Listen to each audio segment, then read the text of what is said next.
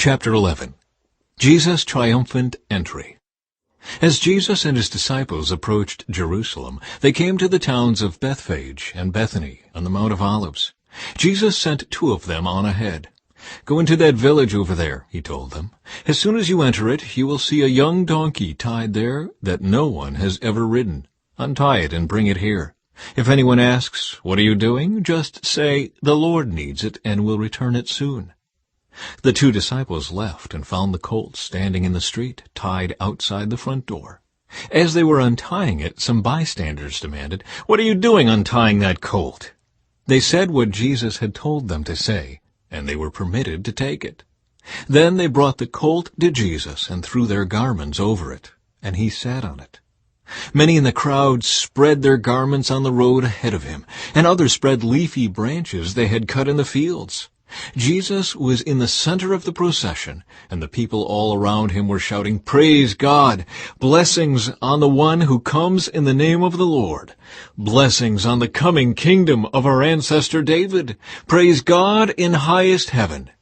So Jesus came to Jerusalem and went into the temple. After looking around carefully at everything, he left because it was late in the afternoon. Then he returned to Bethany with the 12 disciples. Jesus curses the fig tree. The next morning, as they were leaving Bethany, Jesus was hungry.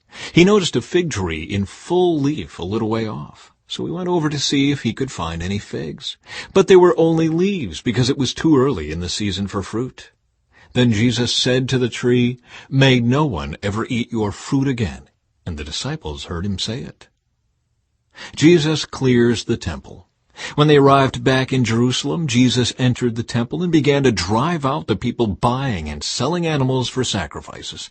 He knocked over the tables of the money changers and the chairs of those selling doves, and he stopped everyone from using the temple as a marketplace. He said to them, "The Scriptures declare my temple will be called a house of prayer for all nations, but you have turned it into a den of thieves." When the leading priests and teachers of religious law heard what Jesus had done, they began planning how to kill him. But they were afraid of him because the people were so amazed at his teaching. That evening Jesus and the disciples left the city. The next morning, as they passed by the fig tree he had cursed, the disciples noticed it had withered from the roots up. Peter remembered what Jesus had said to the tree on the previous day and exclaimed, "Look, Rabbi, the fig tree you cursed has withered and died." Then Jesus said to the disciples, "Have faith in God. I tell you the truth, you can say to this mountain, 'May you be lifted up and thrown into the sea,' and it will